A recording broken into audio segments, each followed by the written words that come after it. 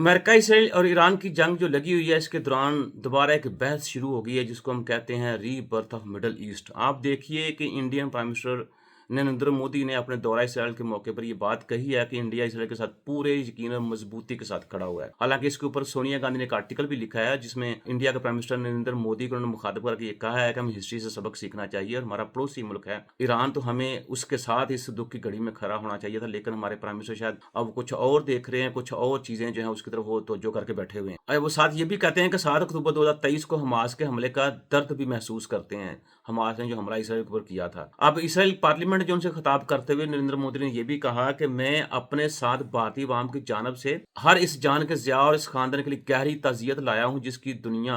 7 अक्टूबर को हमास के दहशतगर्दाना हमले में तबाह हो गई थी। हम आपका दर्द महसूस करते हैं, हम आपके दुख में शरीक हैं। भारत इस लम्हे और इसके बाद भी कामिल यकीन के साथ मजबूती से इसराइल के साथ खड़ा हुआ। ये वो अल्फाज हैं जो भारतीय प्राइम मिनिस्टर नरेंद्र मोदी साहब ने जब इसराइल का दौरा किया वहां उन्होंने ये कहे। अच्छा, अब इसके रिस्पांस में जो इसराइल के वज़ीर में नेतन्याहू, उन्होंने कहा है दोनों मुल्कों के दरमियान हकीकी दोस्ती जो है उसको मैं सराहता हूं और मैं इस चीज को अप्रिशिएट करता हूं। और उसके बाद उन्होंने फिर एक्स के ऊपर एक पोस्ट भी की है और उस पोस्ट के मुताबिक इस मुलाकात को बड़ा ही नाइस उन्होंने करार दिया है। उन्होंने ये कहा है कि हमने दोनों मुल्कों के दरमियान दो तरफा तल्लुकात को गहरा और मजबूत बनाने के मकसद से वसी पैमाने पर मौज़ूआत पर तबादला ख्याल भी किया है। जबकि दूसरी तरफ देखा जाए तो भारत की अपोजिशन जमातों ने नरेंद्र मोदी के दौरे इसराइल पर शदीद तनकीद करते हुए इस दौरे को भारत की तारीखी खारजा पॉलिसी के असूलों के साथ गद्दारी और इखलाकी बुजदरी का करार दिया। और ये वही बात जो आपसे मैं कह रहा हूँ, सोनिया गांधी ने जो एक न्यूज आर्टिकल पब्लिश किया है। कांग्रेस पार्टी ने नरेंद्र मोदी पर इखलाकी बुजदरी दिखलाने का इल्जाम लगाया कि वो ऐसे वक्त में इसराइल उड़कर चले गए जब दुनिया का एक हिस्सा गजा में इसकी नस्लकुशी पर तनकीद कर रहा है, जबकि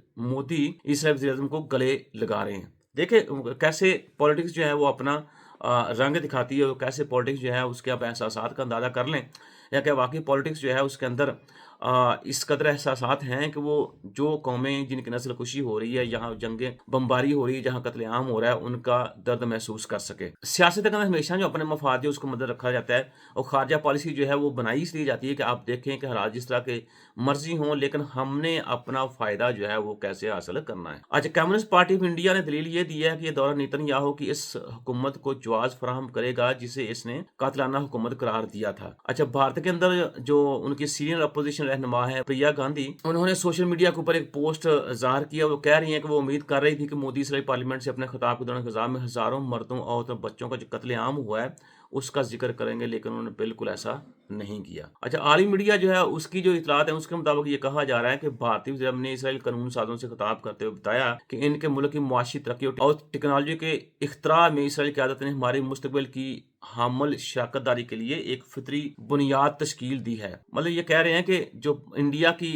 टेक्नोलॉजी डेवलपमेंट है उसकी बुनियाद बेसिकली इसराइल ने फराहम की है। दोनों मुमालिक के दरमियान क्वांटम टेक्नोलॉजी, सेमीकंडक्टर और मसनूई ज़राअत जैसे शोबों में बहुत ज़्यादा हम आंगी आई है और हम आंगी है भी। 2014 में जब मोदी ने अपनी हुकूमत संभाली तो उनका ये इसराइल में दूसरा दौरा था। मोदी की आमद के मौके पर बिन गुरियान हवाई अड्डे पर रेड कार्पेट बिछाया गया था और जहाज से उतरते ही इसराइल के वज़ीर-ए-आज़म नेतन्याहू ने गले मिलकर भारत के वज़ीर मोदी का इस्तकबाल किया। ये इस दौरे की बात हो रही है, मतलब 2014 से अब तक ये दूसरा दौरा है। सो इसराइल वज़ीर-ए-आज़म नेतन्याहू के दफ्तर के तर्जमान शोश बेदरवसियान ने अपनी एक वीडियो पोस्ट में कहा है कि इसराइल भारत के दरमियान ताल्लुक एक ताकतवर इत्तेहाद है क्योंकि हम सलामती और मुश्तरका स्ट्रेटजिक विजन में शराकतदार हैं। इसराइल के वज़ीर नेतन्याहू के दफ्तर ने बताया कि दोनों दाएं बाजू के रहनुमाओं ने इस्तकबालिया तकरीब के बाद एक निजी मुलाकात की और इस मुलाकात में इसराइल वज़ीर ने एक हकीकी दोस्ती को सराहा। फिर इसी तरह जो इसराइली वज़ीर उन्होंने ये कहा कि हम दोनों ने खित्ते की बड़ी पेशरफ्तों के बारे में तफसीली गुफ्तगू की है। 2023 में नई दिल्ली में इंडिया मिडल ईस्ट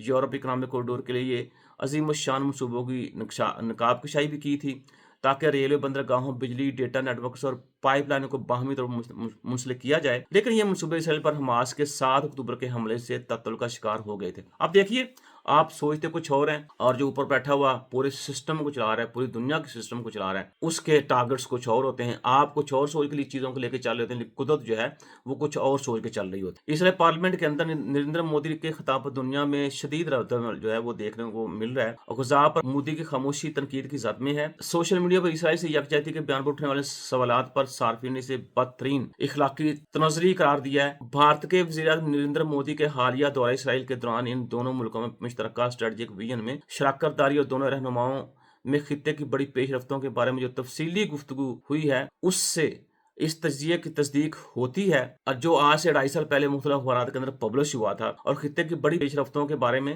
اب کوئی بہام نہیں رہا۔ اس کا مطلب یہ ہے کہ اسرائیل اور بھارت کا امریکی آشرواد سے مشرق وسطیٰ کے خطے پر مکمل کنٹرول حاصل کرنا ہے۔ اور آپ دیکھیں کہ انہوں نے اب اعلان بھی کر دیا کہ ایران کے اوپر جو حملے ہو رہے ہیں وہ اس کے لیے سرزمین جو ہے وہ انڈیا کی استعمال ہو رہی ہے۔ یہ وہی ایران ہے جس کو انڈیا بھائی کہتا تھا، اور آج اسی بھائی کے بازو کاٹے جا رہے ہیں، اور ان بازوؤں کو کٹوانے کے لیے آپ اپنی سرزمین جو ہے ان کے امریکہ اور اسرائیل کے ہاتھوں میں دے رہے ہیں۔ اب جو ری برتھ جو ہے آپ مڈل ایسٹ کی بات ہو رہی ہے، مطلب کہ نئے مشرق وسطیٰ کی بات ہو رہی ہے، دیکھا جائے تو وہ میرے خیال جو نئے مشرق وسطیٰ کی پیدائش کی بات ہے وہ زیادہ دور نہیں ہے۔ اب اللہ تعالیٰ کی ذات جو خیر کرے، ٹائمنگ آپ دیکھیے کہ مودی کے دورہ اسرائیل کے خاتمے کے بعد ایران پر امریکہ اور اسرائیل کا مشترکہ حملہ بھی ہوا، اور جس کا ذکر اسرائیل وزیر اعظم نے خطے کی بڑی پیش رفتوں کے نام سے ظاہر کیا۔ اور اس کا مطلب یہ ہے کہ ایران کے اوپر جو حملہ انہوں نے کیا ہے وہ کوشش تو کی ہے کہ ہم رجیم چینج کریں، لیکن ایسا ہوا نہیں ہے۔ اس حملے کی وجہ سے جو امریکہ اور اسرائیل نے ایران کے اوپر کیا ہے، پوری کی پوری ایرانی قوم جو ہے اس کو یکجا کر دیا، متحد کر دیا ہے۔